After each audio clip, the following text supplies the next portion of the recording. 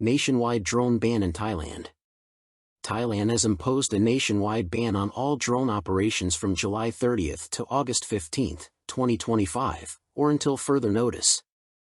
This measure, issued by the Civil Aviation Authority of Thailand, CAAT, is intended to strengthen national security amid escalating tensions along the Thai-Cambodian border. The use of any unmanned aerial vehicle, UAV, across the country during this period is strictly prohibited. Violators face up to 1 year in prison, a fine of up to 40,000 baht, approximately 1,070 euros, or both. Military and security forces are authorized to neutralize any unauthorized drones deemed a threat. Reporting unauthorized drones. To report illegal drone activity, please include the date, time, location, drone description, and, if possible, photo or video evidence. Reports may be submitted to CAAT, Unmanned Aircraft Division. Telephone, 02-568-8851. Email, uas_us@cat.or.th. Anti-Drone Center, Metropolitan Police Bureau. Telephone, 02-568-7846. Email, antidrone.police@gmail.com. Local emergency units. Contact your nearest police station, military unit, or authorized security agency. CAAT urges the public to fully cooperate by suspending all drone use during this period to maintain national peace and support ongoing security operations. Travel cancellations surge amid border tensions. Amid growing tensions at the border with Cambodia, travel cancellations are rising sharply in several Thai provinces. Tourists fear potential attacks, particularly due to concerns over Cambodian artillery. Cancellations on the rise in Chanthaburi. Pumpat Tangkarawensari, president of the Chanthaburi Tourism Association, reported a 30 to 40% cancellation rate during the previous extended weekend, King's birthday, even though most hotels and attractions remained open under martial law. He said tourists remain hesitant to visit the province without clear signs of de-escalation. Fears have grown after social media reports suggested Cambodia may deploy long-range rocket systems capable of reaching inland provinces like Rayong. Domestic tourists opt for alternatives. Thai travelers have continued to travel but are favoring safer destinations such as Pattaya and Chanthaburi, which offer similar attractions and are closer to Bangkok.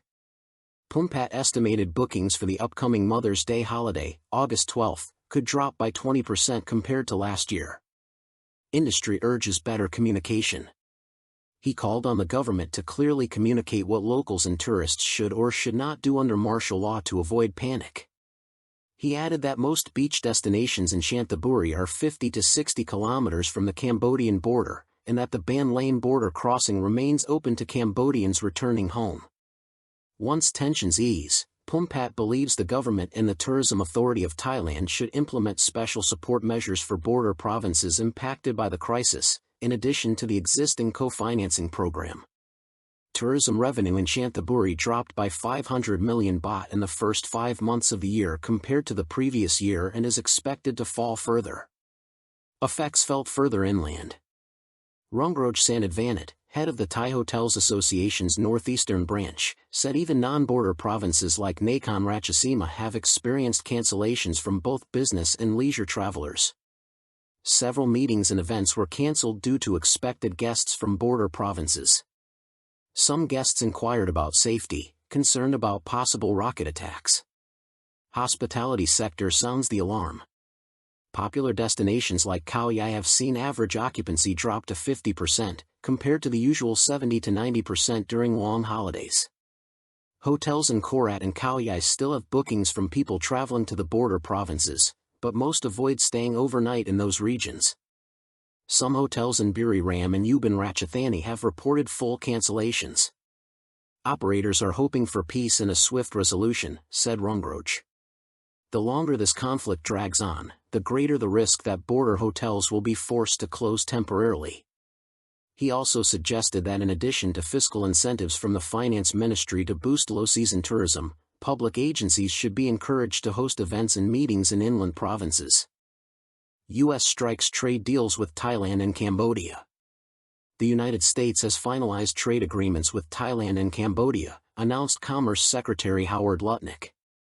The deals were signed just days after both countries agreed to a ceasefire following deadly clashes along their disputed border, prompted by pressure from President Donald Trump.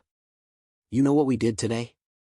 We closed trade deals with Cambodia and Thailand, Lutnick said during an interview on Fox News. No further details were provided during the interview, and neither the White House nor the Commerce Department immediately responded to media requests.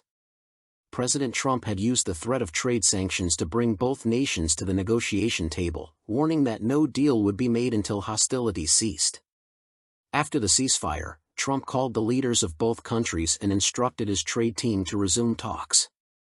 Both Thailand and Cambodia faced the threat of a 36% U.S. import tax, which would have placed them at a significant disadvantage compared to regional peers taxed at 20 to 25%.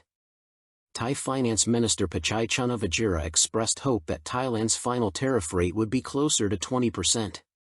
Lutnick's announcement came 2 days before Trump's deadline for trade partners to finalize deals, and shortly after AU.EST, South Korea trade agreement imposing a 15% tariff was announced.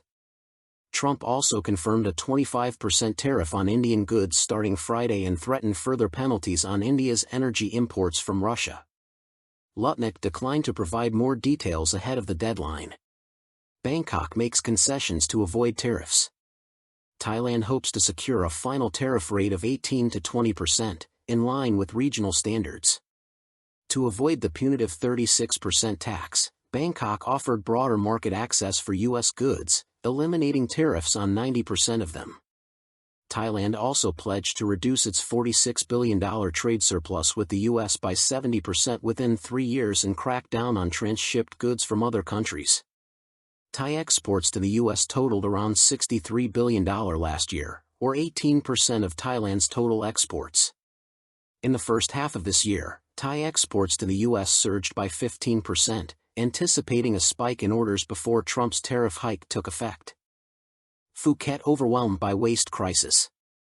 The island of Phuket is on the brink of collapse under the weight of its waste crisis. More than 1,300 tons of garbage are generated daily, far exceeding the island's treatment capacity. Crisis beyond capacity.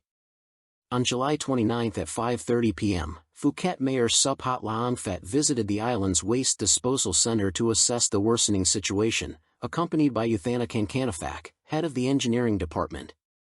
They reviewed waste management strategies for landfill cells 4 and 5. With daily waste volumes now surpassing treatment capabilities, only short-term solutions are possible at this stage. The garbage comes from 19 local administrative organizations and other agencies across Phuket. Municipal officials have officially declared the situation critical. City Council President Takanan Ankanapala's and engineers also joined the inspection, as pressure mounts to find both immediate and long-term solutions before the system collapses. No seasonal reprieve. Mayor Subhat acknowledged the gravity of the situation but remained resolute. Although the volume of waste exceeds our facility's capacity, Phuket municipality is not giving up.